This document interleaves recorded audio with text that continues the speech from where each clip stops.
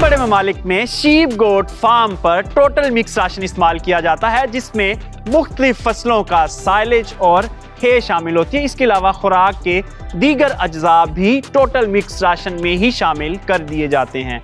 मगर पाकिस्तान में अभी तक हम सब्ज़ चारा और तूड़ी के ऊपर जानवरों की परवरिश कर रहे हैं, जिसकी वजह से हमें बड़ा स्केल करने में प्रॉब्लम्स आ रहे हैं। आइए देखते हैं कि TMR इस्तेमाल करने के क्या फ़ायदे हैं और सब्ज़ चारा और तूड़ी खिलाने से क्या नुकसानात होते हैं।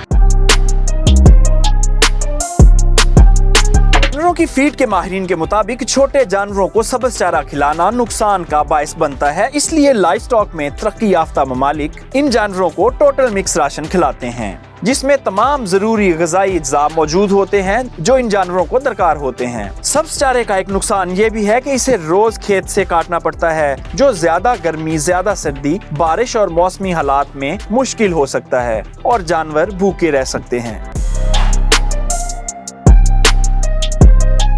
जानवरों की ग़िज़ाइयत के माहिर डॉक्टर इरफान असगर साहब मौजूद हैं। उनसे पूछते हैं कि शीप गोट फार्मिंग के लिए बेहतरीन वंडा फार्मूलेशन क्या हो सकती है। अस्सलाम डॉक्टर। सबसे पहले ये बताएं कि हमारे जो किसान सब्ज़ चारा इस्तेमाल करते हैं फार्म के ऊपर, उसके क्या फ़ायदे हैं, क्या नुकसानात हैं। सब्ज़ चारे का जो सबसे ज़्यादा इशू चल रहा है कि उसको काश्त करके फिर उसको कैरी करना, कट करना, कैरी करना, इसके ऊपर बहुत ज़्यादा लेबर कॉस्ट होती है।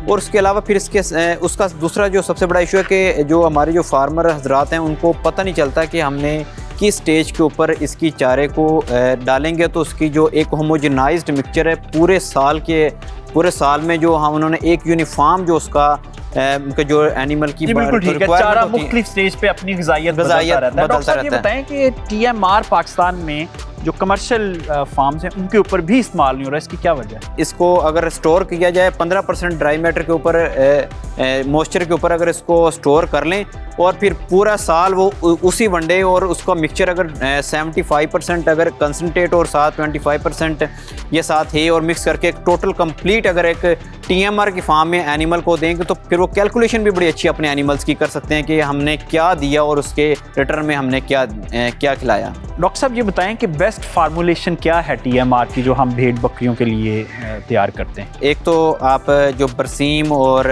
रोड ग्रास वगैरह की जो है वो जो स्मॉल एनिमल्स हैं उसके लिए बड़ी ये बेहतरीन चीज़ है।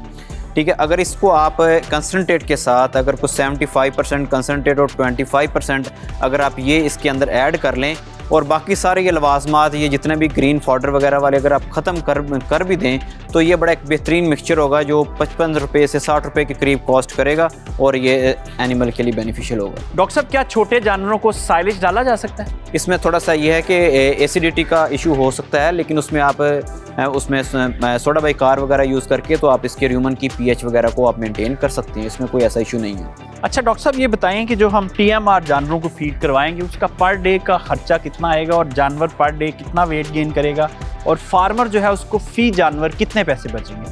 1.25 kg खा रहा है तो ये तकरीबन को 70 से 75 रुपये उसका खर्चा होगा, तो पर डे वो तकरीबन 20 से 25 रुपये सारी कॉस्ट वगैरह डाल के वो एनिमल से गेन ले सकता है। डॉक्टर साहब नए फार्मर्स के लिए आप कोई एडवाइस करें कि छोटे जानवरों के लिए चारा और ख़ास तौर पे TMR में वो क्या इस्तेमाल करें और किस तरह ज़्यादा मुनाफा कमाएं। सारी हमारी लैंड जा रही है कैश क्रॉप की तरफ।